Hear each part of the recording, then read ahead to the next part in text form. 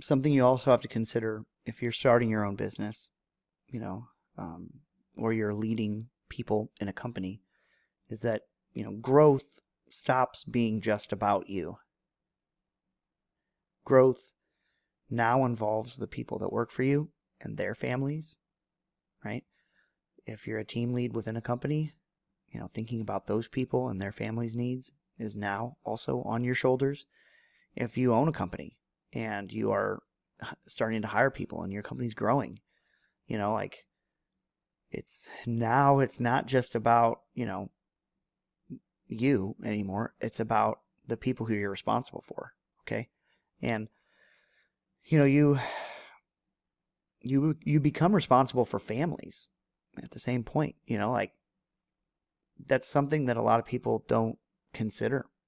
And, I sure didn't consider it when I started my own businesses, because when I started my own businesses, it was like, okay, like I'm going to pretty much do all the work. So it's going to be me. It's like, well, you don't really have a business. You've got a job, that you also don't have any protection from, because, you are your own worst boss. There's no labor laws protecting you from yourself. Okay.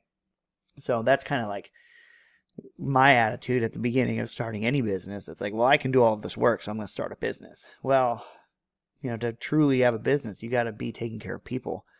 You got to be bringing on help to grow that business. Now it's no longer just turning wrenches or fixing, electrical problems here, fixing HVAC. It's about making sure that people, that the people who work for you, their families are taken care of, that you can take care of people. And so it's a tough thing to manage all of it, but it's, you got to keep that in mind.